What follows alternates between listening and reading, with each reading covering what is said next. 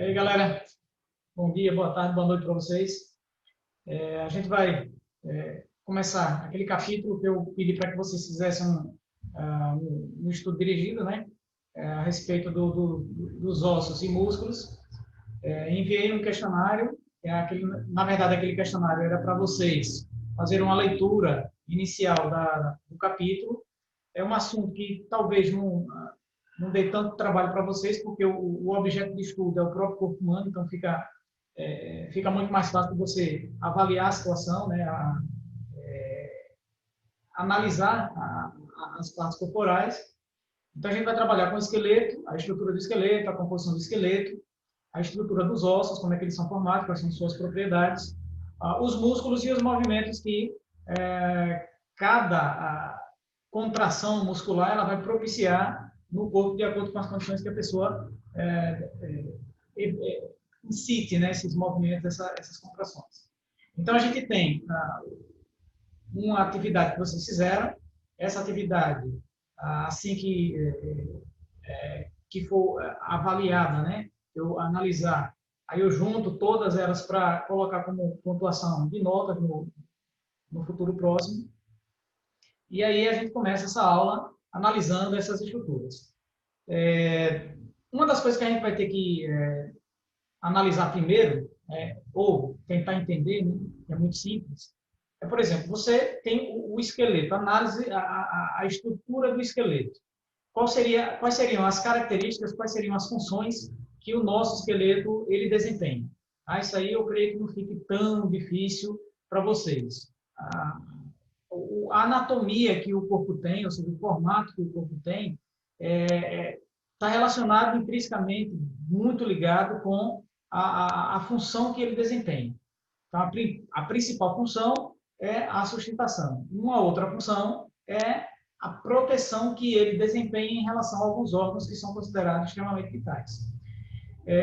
Uma terceira função é a movimentação. Então, o que é que nele, qual é a composição dele que permite com que sustente, quais são as características e propriedades dele que permitem com que ele proteja e qual é a combinação que ele tem para que ele possa ter ou desempenhe o movimento do corpo, né? Então, a gente analisa, de acordo com os slides que eu vou apresentar para vocês agora, como é essa estrutura, né? Qual é a função que o nosso corpo tem em relação a essas estruturas, a esses dois componentes do corpo. Então, vocês vão lá, vocês vão perceber que é o capítulo 5, tá, do livro de vocês.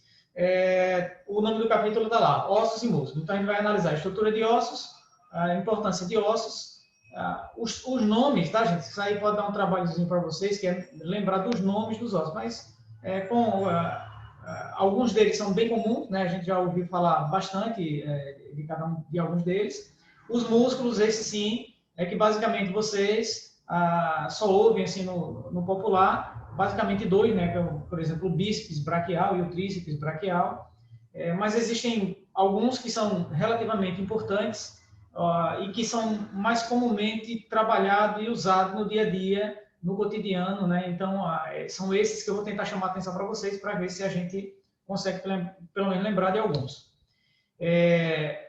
Então, em conjunto, esse sistema, que a gente chama de sistema locomotor, é o que permite com que o nosso corpo se movimente, é o sistema esquelético, né, que é formado por um conjunto de órgãos enormes, que são todos os ossos. Cada osso, tá? Não esqueçam disso, cada osso representa um órgão, porque um órgão é um conjunto de tecidos que interagem para uma determinada função. Então, cada osso ele tem, por exemplo, um tecido conjuntivo, o tecido ósseo é um tecido conjuntivo. Você tem outros tipos de tecidos conjuntivos presentes para poder fazer como o tecido sanguíneo, que é um tecido conjuntivo de propriedades especiais. Você tem um tecido muscular, porque os vasos sanguíneos estão entrelaçados em meio aos ossos. Você tem tecido adiposo, porque a medula óssea amarela é tecido adiposo e fica no interior do osso. Então, a estrutura óssea em si, ela é, na verdade, um órgão, porque ela apresenta um conjunto de tecidos que interagem com a função. Então, o sistema esquelético, ele é um dos que permite com que o nosso corpo se movimente. Mas um esqueleto por si só, um esqueleto sozinho, isolado, ele não vai ter possibilidade de movimentação, porque ele precisa que algo puxe e que impulsione o corpo para alguma direção. Então, quem permite isso é o sistema muscular. Então, cada músculo também representa um órgão. Não é, por exemplo, o músculo cardíaco, né? Ele não faz parte do sistema muscular, porque ele está dentro de um grupo que permite o bombeamento sanguíneo. Então, ele está dentro do sistema circulatório, o sistema cardiovascular. O intestino, o estômago também tem músculo, mas é uma musculatura estriada, não estriada, musculatura lisa, que faz parte de um sistema que é o sistema digestório. Então, a gente está trabalhando só com os músculos esqueléticos aqui, aqueles que apresentam contrações rápidas e voluntárias, você tem controle da movimentação. Então, quando a gente faz o movimento da mão, por exemplo, esse movimento da mão de fechar e abrir, ele nada mais é do que algo que você controla, algo que você tem a possibilidade de dizer e definir no instante que você quer contrair ou não. Então, todo movimento que é dado do esqueleto, ele é proposto, ele é estimulado por uma contração de algum tipo de músculo. Só existe um grupo de músculos que representa um órgão que é considerado esquelético, porque ele tem contrações rápidas e voluntárias, mas ele não está preso no esqueleto, que é a língua. Tá? A língua humana, ela na verdade, ela é um músculo que está preso no assoalho da boca e que permite movimentações para que a gente faça os fonemas, né, a produção do som e a deglutição no momento que a gente vai partir para funcionar o sistema digestório. Bom, então, todos os ossos que se prendem ao esqueleto, eles vão fazer parte desse sistema muscular, certo? Então, o sistema esquelético, o sistema muscular é o sistema locomotor. A gente pode também trabalhar assim, viu? Porque ele tem todos os órgãos do sistema esquelético e todos os músculos que estão presos ao esqueleto que permitem esses movimentos. Os movimentos que o esqueleto vai desempenhar, a gente vai ver mais na frente, são os movimentos de flexão e os movimentos de extensão. Então, independente do que aconteça, o músculo vai sofrer uma contração para que esses movimentos eles aconteçam. Então, esse sistema esquelético, o nosso sistema esquelético, na vida adulta, né, no indivíduo adulto, ele tem um total de 206 ossos, certo, gente? É um valor, assim, eu não gosto muito de trabalhar com numeração, porque números são traiçoeiros, a gente acaba atrapalhando, esquecendo algum detalhe, e eu acho extremamente desnecessário, por exemplo, memorização de números, datas específicas. Eu não concordo muito com essa exigência de definir uma data específica, como, por exemplo, a quantidade de ossos. Mas interpretar como é que eles funcionam, entender como é que eles funcionam, aí sim, tá? Então, você tem lá 206 ossos. Por que 206 no indivíduo adulto? Porque o indivíduo, quando ele está em desenvolvimento, alguns ossos eles estão separados e, com o passar do tempo, eles vão se aproximando, se tocam e formam um tipo de ligação, tá? um tipo de junção em que o osso fica extremamente colado, é uma sutura. E a combinação dos dois forma um grupo só de osso. Por exemplo, os ossos do crânio, na verdade, o crânio é considerado um osso só, mas ele, na verdade, é uma junção de parietais, de frontal, de occipital. Então, tem um conjunto de ossos que a gente consegue delinear, tem umas linhazinhas quando você vê o crânio de uma pessoa no seu esqueleto, o esqueleto de um indivíduo humano. Então, você consegue perceber algumas linhas, laterais, frontais, posteriores, e essas linhas representam o lugar da junção, certo? É uma articulação imóvel do tipo sutura, ou como a gente chama de tipo sutura, e que acaba formando um osso só. O osso do quadril representa um osso só, mas que na verdade eram 3. Então, 3 de cada lado, né? Eram 6 e formou um só, que é a bacia. Então, você tem alguns ossos que se juntam e, a partir do momento que eles se juntam, acaba reduzindo a quantidade de ossos. Então, um indivíduo na fase jovem, uma criança, um recém-nascido, colocar uma criança, porque o recém-nascido ainda tem algumas membranas e não a estrutura óssea em si. Essa condição de ele ter mais ossos na fase jovem, não é que ele perdeu, arrancou um osso, então sumiu. Não, é que os ossos, eles se juntaram e formaram uma estrutura só. Então, a partir daí, a gente considera que eram 2, juntaram e acabou definindo uma estrutura óssea apenas. Por isso que a gente coloca 16 na fase adulta. Agora, quais são as características que os ossos têm? e que permitem as funções que a gente vai analisar daqui a pouco. Tá? Por exemplo, uma das funções é a sustentação, a outra função é a proteção. Então, o osso ele tem duas propriedades importantes. Uma das propriedades dele é a resistência, ou seja, você tem uma dificuldade de tensionar, ou você pode tensionar o osso e ele tem uma dificuldade de ser quebrado, tá? Ele tem uma elasticidade, por mais que pareça que o osso é extremamente consistente, ele é consistente, mas ele é flexível. Tá? Quando a gente tem algumas imagens de câmera lenta, a ultra câmera lenta, né? De alguém fazendo o impacto da mão, por exemplo, numa parede, num saco de pancada, a gente não nota porque o movimento é rápido, mas quando vai analisando a câmera num movimento extremamente lento, dá para perceber que toda a estrutura do osso ela se acomoda, ela dobra e depois ela volta para o seu aspecto normal. Então, essa flexibilidade que o osso tem, essa certa flexibilidade que o osso tem, é em virtude de uma propriedade do osso que a gente chama de resistência. Mas você der um cascudo na pessoa, vai doer, porque também tem rigidez, certo, gente? Então, são duas propriedades importantes dos ossos, em virtude da propriedade geral do tecido ósseo, que é a resistência e a rigidez. Agora, a que se deve essa resistência e essa rigidez? Então, a rigidez óssea é porque ela tem uma matriz extracelular chamada fosfato de cálcio. É como, por exemplo, o giz, certo? O giz é uma estrutura de carbonato de cálcio, tá? Não é fosfato, é carbonato de cálcio. Mas você aperta o giz e ele é consistente, ele é duro. Mas quando você pega o giz e dobra um pouquinho o gesso é sulfato de cálcio. Então você pega ele, aperta, ele está duro, consistente, faz o movimento e quebra. Então ele não tem resistência, ali seria só rigidez. Então, caso o nosso osso ele vá perdendo a resistência, ele tende a ficar quebradiço. Tá? Tem um problema ósseo, são os ossos de vidro, que eles são chamados. A pessoa quebra o osso com facilidade, porque ela tem uma dificuldade de produzir a resistência óssea, não é resistência de defesa, é resistência de tensionar. Tá? Então, a rigidez é em virtude do fosfato de cálcio, e a outra propriedade, que é a resistência, que é essa dificuldade de ser quebrado, dobra sem quebrar, é por causa de uma proteína presente na estrutura óssea, chamada de colágeno. Tá? As fibras colágeno presentes no tecido conjuntivo, eu comentei na aula de tecidos, essa resistência é o que permite que o osso seja dobrado sem quebrar. Claro, quando você força além desse limite, é evidente que vai chegar um ponto que a rigidez não vai suportar e quebra, tá? Então, que seria ocasionaria o que a gente chama de fratura óssea, que pode ser só uma fissura, pode ser uma rachadura, pode ser uma ruptura completa, uma separação completa da estrutura óssea. Então, as duas características ósseas importantes são a rigidez e a resistência. A rigidez deve-se a quê? É importante que vocês lembrem, tá? Não esqueçam disso. A rigidez é em virtude da presença do fosfato de cálcio e a resistência a partir do colágeno. Lembrando que o tecido, o osso em si, é uma estrutura viva. Por que é uma estrutura viva? Caso uma pessoa quebre, não vai ficar quebrado pro resto da vida. Tá? Ele sofre uma reestruturação, ele sofre uma regeneração, porque o tecido ele vai se construindo e se desconstruindo constantemente.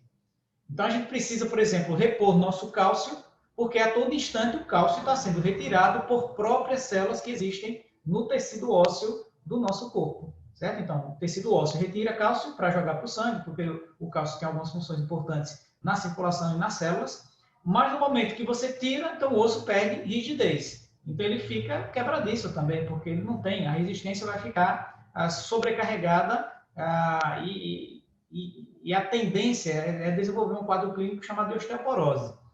Quando você tem a reposição do cálcio na dieta, esse cálcio vai para o sangue e tem que ser colocado no osso. Então, tem que ter célula viva para poder montar esse osso.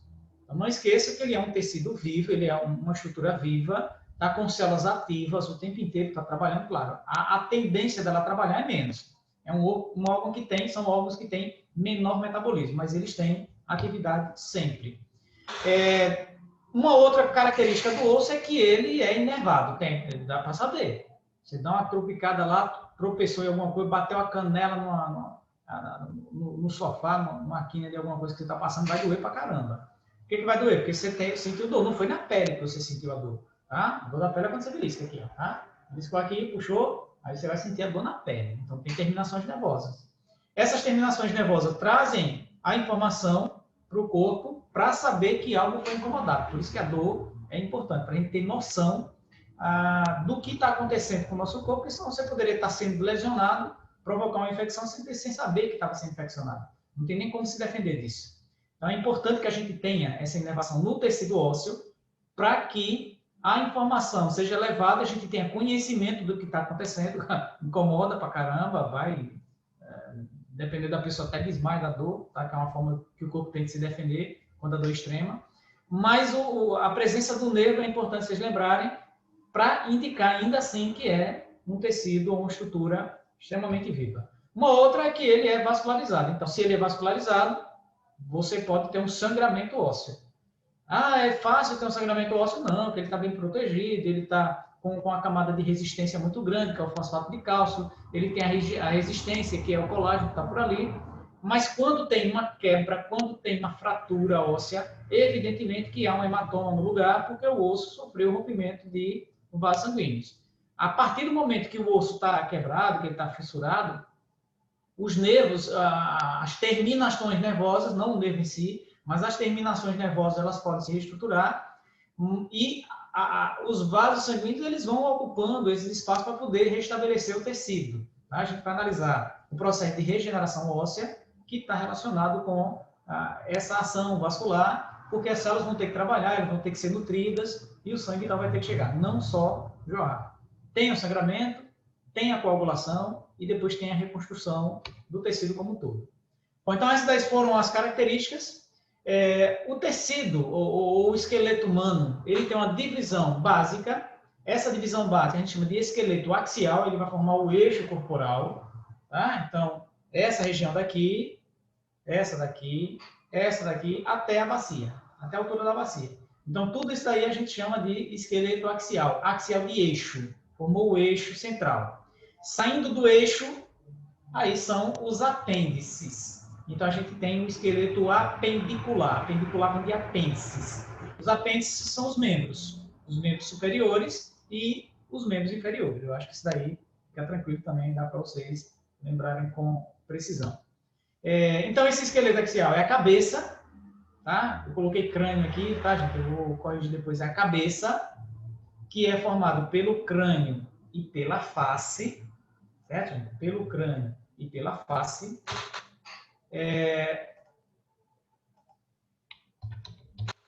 Então, a gente tem a cabeça, que tem como estrutura o crânio e tem como componente a face.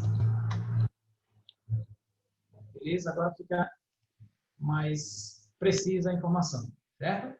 Então, esqueleto axial, cabeça, a gente chama assim, cabeça, tronco, membros, tá?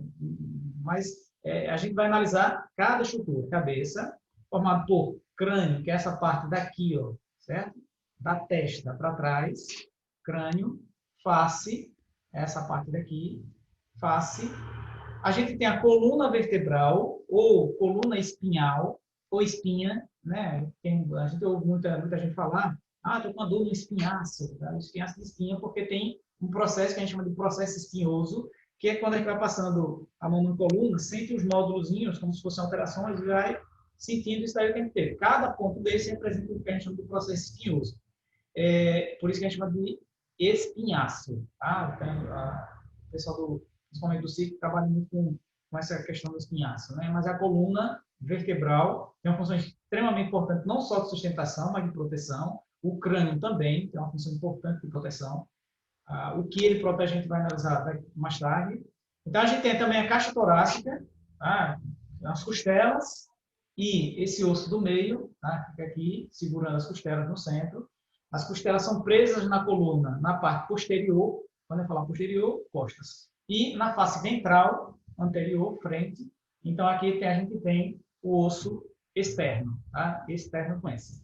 Então, caixa torácica, e aí, a partir daí, tudo isso vai ser o esqueleto apendicular, presos em duas cinturas, certo? Então, a gente tem duas cinturas, o pessoal pensa que é uma só. É a cintura que a gente chama cintura escapular, certo?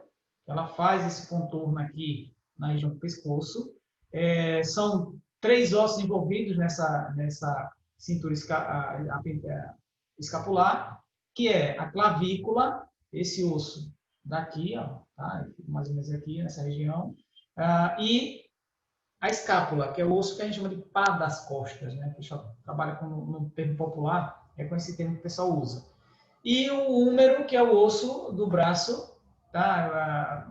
Para poder completar, né, o que a gente chama de cintura. Mas os 2 ossos principais é a clavícula e o osso externo. E a outra cintura, onde vai estar preso os membros inferiores, é a cintura pélvica, a pelvis ou a bacia. Certo? A gente também tem alguns ossos envolvidos aí. Até o final da coluna faz parte desse conjunto, que ele prende, final da coluna, que a gente chama de sacro, sacro, tá? Com a enzima aí, sacro, ele se prende na bacia, ou seja, no osso ilíaco. Então a gente tem o esqueleto axial e o esqueleto apendicular. O que a gente vai fazer? Analisar cada um desses componentes dos ossos. Tá? Por exemplo, analisar a estrutura da cabeça, como é que ela funciona, quais são os ossos que estão presentes, na face, quais são os ossos que estão presentes, qual é a função geral desse crânio, por que ele tem se formatalizado assim, para deixar a cabeça da gente meio arredondada, qual é a importância disso. A coluna, ela tem uma parte bem consistente, concreta, mas tem uma parte que ela é aberta, com forma de um canal. Então, o que é que passa nesse canal que está sendo bem protegido? Por que a caixa torácica permite essa flexibilidade, né? E o que é que tem aqui para que a gente tenha essa função, ou o que é que está sendo protegido nessa região. Então, a gente tem aí as funções que o nosso esqueleto está desempenhando, ou desempenha, é a função de sustentação. Imagina aí, num passo de mágica, fiz assim, tá?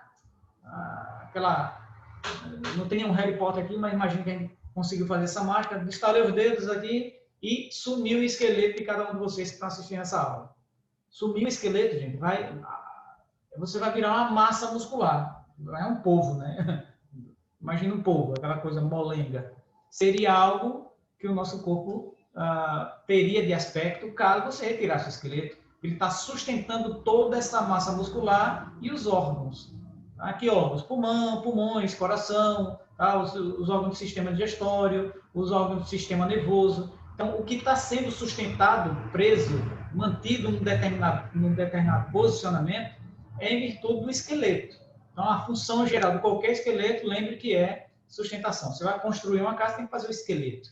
Esse esqueleto é a parte, por exemplo, de metal, você vai colocar as vigas de ferro para fazer as vigas de concreto, e a partir dali você vai moldando a casa. Então, é sustentação, é esqueleto. A função de qualquer esqueleto é sempre sustentação. Alguns animais têm esqueleto hidrostático, por exemplo, porque o corpo dele tem muita água, né? E essa água é o que faz definir o aspecto, o formato. É evidente que um animal desse ele tem que ser de ambiente mais marinho, né? Então, você tem a outra função, que é a função de proteção. Crânio tem função de proteção, coluna vertebral tem função de proteção, e a caixa torácica, ela também tem função de proteção. Movimentação, esse daqui é evidente. Estou gesticulando muito, movimentando a face, e essas expressões, todas essas expressões, são movimentos. Não quer dizer que seja um movimento que você tem que se deslocar. Certo? Por exemplo, aqui eu movimento a mão, mas eu não estou me deslocando. Então, movimentação é mudança de posicionamento. Então, qualquer mudança de expressão é em virtude de uma contração em que ocorreu a contração muscular e que provocou uma mudança na estrutura do esqueleto. E a partir daí é que a gente movimenta. Então, todas essas combinações de funções é o que faz com que a gente tenha uma extrema necessidade presente desse esqueleto, mantendo o nosso corpo sustentado, protegido e permitindo a nossa movimentação. Então, o que a gente vai analisar é algo desse tipo. Essas 3 figurinhas aqui, representando de frente, de costas e de lado. Então, gente, vai ficar simples. Vocês vão lembrar o nome desses ossos aqui. É muito... Não, gente, é coisinha pouca. Coisa de uns 26 nomes só. Dá para lembrar com tranquilidade. Os ossos do crânio, face... Olha o osso da clavícula aqui, como ele fica sobreposto em relação às primeiras costelas. Certo? Então, é esse osso daqui. Ó. Ó, dá para perceber aqui na imagem, esse osso, ele é a clavícula. Por baixo dele, a primeira vértebra a gente não consegue tocar porque é músculo que está por aqui e a clavícula está ocupando. Por exemplo, o que eu chamei de escápula, esse osso está aqui que a gente chama de pá das costas, movimento, quem é magro, por exemplo, quando faz um movimento para dobrar o braço lá para trás assim, ó, para fazer esse movimento, esse osso fica proeminente, ele fica bem visível, ele fica bem destacado, porque ele é preso não só, não preso por ligamento, ele é preso por músculos. Então, quando você faz o movimento, ele alonga o músculo e tem facilidade.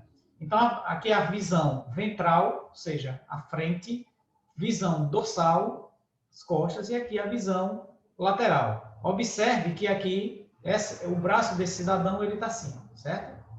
Aqui seria o braço esquerdo dele. Então, esse dedo aqui, o polegar, indicador, dedo médio, anelar e dedo mínimo. Tá? A gente chama de dedo midinho.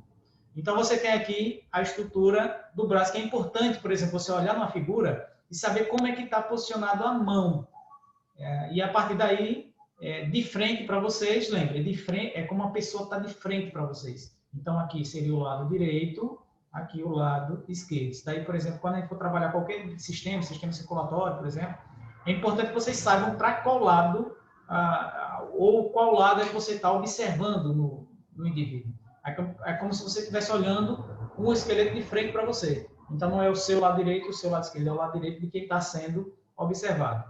E aqui, para a gente definir qual é o nome dos ossos. Por exemplo, esse osso daqui tem um nome específico, esse osso daqui também tem outro nome específico. Aqui o rádio e aqui, por exemplo, a una, que é o que prende, o que faz a articulação basicamente com o cotovelo, né? A articulação do cotovelo. Então, a gente vai ter que lembrar a estrutura de cada um desses, nome desses ossos, mas eu não vou comentar tudo agora, a gente vai deixar esses comentários para a aula seguinte, a aula de segunda-feira que vem, que eu enviei para vocês, com os demais comentários. Tá? Por hoje, a gente fica por aqui, por essa análise, essa imagem bonitona aí que a gente observou, a imagem do esqueleto, analisar a estrutura de cada uma dessas partes, as lesões que podem ser sofridas em relação a cada uma delas, a estrutura, por exemplo, da articulação, para daí a gente analisar os músculos e estudar os movimentos que ele provoca, certo? Então, gente, agradeço a paciência de vocês, tchau e até a próxima aula. Beleza?